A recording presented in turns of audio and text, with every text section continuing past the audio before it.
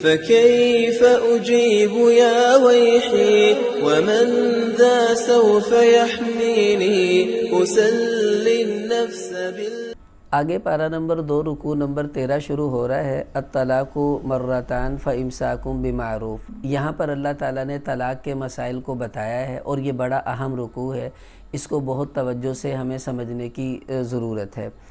اب دیکھیے پہلے اللہ تعالیٰ کہہ کیا رہے ہیں الطلاق مرتان کہ طلاقیں 2 ہیں۔ یوں بھی کہہ سکتے تھے الطلاق ثلاث، طلاقیں 3 ہیں تو 3، لیکن 2 کہہ کر اشارہ اس بات کی طرف ہے کہ اللہ کو 3 طلاقیں دینا پسند نہیں ہے، 2 تک دے لو تاکہ واپسی کی کچھ نہ کچھ گنجائش میاں بیوی کے تعلق میں باقی رہے۔ تو 2 طلاقیں دے دی ہیں، اس کا مطلب ہے ابھی نکاح باقی ہے 2 طلاقوں کے بعد۔ اب آگے کیا ہے فامساکم بمعروف، یا تو اپنی بیوی کو عزت کے ساتھ تم دوبارہ رکھ لو اپنے پاس، نہیں او تسریح باحسان، پھر اس کو اچھے طریقے سے رخصت کر دو، مطلب یہ کہ اس کو اپنے نکاح سے ختم کر دو۔ تو 1 اور 2 طلاقیں اگر کوئی دے دیتا ہے تو اس کا اپنی بیوی کے ساتھ تعلق قائم کرنے کا راستہ باقی ہے ابھی تک، کیونکہ تیسری کے بعد تو راستہ بند ہونے والا ہے، تو اسی کی طرف اللہ تعالیٰ نے اشارہ کر دیا۔ پھر آگے فرمایا فَإِن طَلَّقَهَا، اگر تیسری طلاق بھی دے دی تو فَلَا تَحِلُّ لَهُ مِن بَعْدُ حَتَّى تَنْكِحَ زَوْجًا غَيْرَهُ، اب یہ عورت اس مرد پر حرام ہو چکی ہے اور اس وقت تک حلال نہیں ہوگی جب تک کہ وہ آگے کسی دوسرے مرد سے نکاح کر کے ایک دفعہ اس کے ساتھ صحبت نہ کر لے، تو پھر یہ اپنے پہلے خاوند کے لیے حلال ہو سکتی ہے، اس سے پہلے نہیں۔ اب یہاں ایک بڑا اہم مسئلہ ہے، وہ مسئلہ یہ ہے کہ 3 طلاقیں دینے سے آیا 3 طلاق واقع ہوتی ہے یا نہیں۔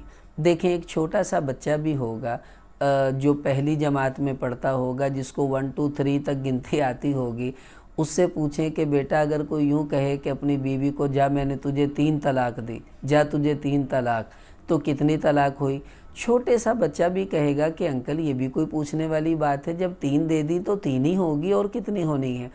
تو اب یہ ایک بڑا عجیب معاملہ ہے کہ بعض لوگ قرآن کے واضح حکم کے سامنے بھی اپنی اٹکل پچو پیش کرتے ہیں اور پوری امت کے اجماعی عقیدے سے انحراف کرتے ہیں۔ دیکھیں چاروں ائمہ کرام میں بہت سے اختلافات ہیں فروعی طور پر، لیکن طلاق کے مسئلے میں چاروں ائمہ متفق ہیں کہ جس آدمی نے اپنی بیوی کو 3 طلاقیں دے دیں، چاہے اکٹھی دیں چاہے علیحدہ دیں، 1 مجلس میں دیں 100 مجلسوں میں دیں، وہ 3 طلاقیں 3 ہی ہوتی ہیں۔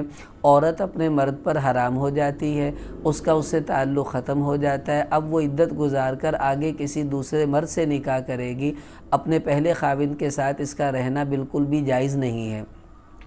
اب یہ قرآن کی آیتیں صاف صاف بتا رہی ہیں۔ عبداللہ بن عباس رضی اللہ تعالیٰ عنہ اسی آیت کی تفسیر میں فرماتے ہیں ان طلق ثلاثاً، اگر کوئی آدمی اپنی بیوی کو 3 طلاق دے دے تو پھر آگے یہی پڑھا فلا تحل لہ حتی تنکح زوجا غیرہ، اب وہ اپنے پہلے خاوند پر حلال نہیں ہو سکتی جب تک کہ وہ کسی دوسرے مرد سے نکاح نہ کر لے۔ ایسے ہی بخاری شریف میں حدیث آتی ہے، آپ صلی اللہ علیہ وسلم سے پوچھا گیا یا رسول اللہ اگر کوئی آدمی اپنی بیوی کو 3 طلاق دے دے تو کیا یہ بیوی پہلے خاوند کے ساتھ رہ سکتی ہے؟ تو آپ صلی اللہ علیہ وسلم نے فرمایا لا حتی یذوق عسیلتہا، کہ جب تک اس کا دوسرا خاوند اس سے ایک دفعہ صحبت نہ کر لے، پھر اس کو طلاق دے دے، پھر اس کی عدت گزر جائے، پھر یہ اپنے پہلے خاوند کے لیے حلال ہو سکتی ہے، اس کے ساتھ رہ سکتی ہے، ورنہ یہ اپنے خاوند کے پاس نہیں جا سکتی۔ یعنی 3 طلاقوں کو اللہ کے نبی نے 3 سمجھا، پھر 3 طلاقوں کے بعد عورت کو پہلے خاوند کے لیے حرام سمجھا اور صاف صاف کہہ دیا کہ نہیں جا سکتی جب تک کہ دوسرا خاوند اس سے 1 مرتبہ صحبت کم سے کم نہ کر لے۔ تو اس سے پتہ چلا یہ مسئلہ بالکل واضح ہے، اس میں کوئی زیادہ پیچیدگی نہیں ہے۔ آپ دیکھیے حضرت حسن رضی اللہ تعالیٰ عنہ اہل بیت کے فرد ہیں اور کتنے بڑے انسان ہیں۔ انہوں نے ایک عورت سے شادی کی، اس کا نام تھا عائشہ۔ تو اتفاق ایسا ہوا ادھر حضرت علی رضی اللہ عنہ شہید ہوئے تو ان کو خلافت مل گئی، تو ان کی بیوی نے ان کو کہا آپ کو خلافت مبارک ہو۔ یہ کہنے لگے تم نے مجھے خلافت کی نہیں، میرے باپ کے شہید ہونے کی اور مر جانے کی جو ہے وہ خوشخبری دی ہے۔ ناراض ہوئے اور اس کو 3 طلاقیں دے دیں۔ اب جب 3 طلاقیں دیں تو اس کے بعد وہ عدت میں بیٹھ گئی، پھر جب وہ جانے لگی تو یہ حضرت حسن بھی رو رہے تھے اور بیوی بھی رو رہی تھی۔ تو بیوی روتی روتی اور یہ خود بھی رو رہے تھے، تو کہنے لگے اگر میں نے اپنے باپ سے اپنے نانا سے یہ نہ سنا ہوتا کہ جو مرد اپنی بیوی کو 3 طلاق دے دے فلا تحل له حتى تنكح زوجا غیرہ، تو وہ اس پر حرام ہو جاتی ہے اور اس وقت تک حلال نہیں ہوتی جب تک کہ وہ کسی دوسرے مرد سے نکاح نہ کر لے، تو میں ضرور تجھ سے رجوع کر کے تجھے اپنے ساتھ رکھتا، میرا تجھے چھوڑنے کو جی نہیں چاہ رہا، لیکن میں کیا کروں، میرے نانا کا ارشاد میرے سامنے ہے۔ اور یہی اللہ کی اس ارشادات کا مفہوم ہے جو اہل بیت نے سمجھا، اور بالکل واضح ہے۔ بہت سے لوگ اہل بیت کے بارے میں یہ مشہور کر رہے تھے اس زمانے میں کہ اہل بیت کا مسلک یہ ہے کہ 3 طلاقیں ایک ہوتی ہیں۔ حضرت امام جعفر صادق رحمۃ اللہ علیہ، ان سے کسی نے کہا کہ جی آپ کے بارے میں یہ سنا ہے کہ آپ 3 طلاقوں کو ایک کہتے ہیں، تو بہقی میں یہ روایت ہے، تو انہوں نے فرمایا معاذ اللہ ما ھذا من قولنا، کہ اللہ کی پناہ، ہمارے ایسا کوئی قول نہیں ہے، نہ ہمارا ایسا کوئی عقیدہ ہے۔ ہمارا عقیدہ تو یہ ہے من طلق ثلاثا فہو کما قال، کہ جس نے اپنی بیوی کو 3 طلاقیں دے دی تو وہ 3 ہی ہوں گی، ایک کے ہم قائل نہیں ہیں۔ اب یہ اچھی طرح سمجھ لیں، پوری دنیا میں جتنے بھی اہل سنت والجماعت مسلمان ہیں ان کا عقیدہ یہی ہے کہ ایک مجلس میں دی ہوئی 3 طلاقیں وہ 3 ہی ہوتی ہیں، ایک نہیں ہوتی۔ اور ایک کا عقیدہ کن کا ہے؟ قادیانی، ان کا مسلک یہ ہے 3 طلاقیں ایک مجلس میں دیں تو ایک ہی ہوتی ہے۔ اور دوسرا روافظ، ان کا مسلک بھی یہ ہے کہ ایک مجلس کی دی ہوئی 3 طلاقیں وہ ایک ہی ہوتی ہیں۔ تو روافظ اور قادیانیوں کا یہ عقیدہ تو ہے، لیکن اہل سنت والجماعت میں سے کسی کا یہ عقیدہ نہیں ہے۔ اس لیے یاد رکھیں، کسی کے فتویٰ دے دینے سے حرام حلال نہیں ہو سکتا۔ اگر کوئی آپ کو کہے نہیں صاحب میں فتویٰ دے رہا ہوں، آپ نے 3 طلاقیں دی ہیں وہ ایک ہی ہوئی ہے، تو اب اس سے پوچھا جائے کہ پھر 9 طلاقیں دے تو 3 ہوتی ہیں، اگر 3 سے 1 ہوتی ہے تو 9 سے 3 ہونی چاہیے، ایسی بات نہیں ہے۔ دیکھو، شراب کی بوتل پر کوئی آدمی آب زمزم لکھ دے تو اس سے وہ آب زمزم نہیں بنتا، وہ شراب ہی رہتی ہے، وہ حرام ہی رہتی ہے۔ ایسے ہی 3 طلاق کے بعد جو عورت حرام ہو گئی، اب کوئی مفتی جتنا مرضی فتویٰ دے کر اس کو حلال کر دے، وہ حلال نہیں، وہ حرام ہی رہتی ہے۔ اور ایسے حرام کے ساتھ اگر 3 طلاق دینے کے بعد میاں بیوی کی آپس میں جی صلح ہو گئی ہے، کوئی بات نہیں جی خیر ہے آ جائیں رہ لیں کچھ نہیں ہوتا، تو یاد رکھیں پوری زندگی بدکاری ہے، زنا ہے، گناہ ہے۔ کتنی بڑی ذلت کی بات ہے جب قیامت میں زانیوں کی صف میں اللہ اس مرد کو کھڑا کریں گے۔ تو اس لیے ایسی عورت کو خود چاہیے کہ جب 3 طلاقیں اس نے سن لی ہیں تو کبھی ایسے مرد کے پاس دوبارہ نہ جائے، اپنی عزت بچانے کے لیے کہ جی ہماری عزت کا مسئلہ ہے۔ عزت سے زیادہ قیامت والے دن کی ذلت کی فکر کرنی چاہیے۔ تو بہرحال یہ مسئلہ بالکل واضح ہے کہ 3 طلاقیں 3 ہی ہوتی ہیں، ان کو ایک کہنا یہ روافظ اور قادیانیوں کا عقیدہ تو ہے، لیکن مسلمانوں میں سے اہل سنت والجماعت میں سے کسی کا بھی یہ عقیدہ نہیں رہا۔ اس کے بعد اللہ تعالیٰ نے آگے ارشاد فرمایا اسی کے اندر کہ فلا جناح علیہما فیما افتدت بھی۔ اب یہاں پر ایسا نہیں ہے کہ مرد عورت پر ظلم کرتا رہے، طلاق نہ دے اور وہ بندھی رہے بیچاری۔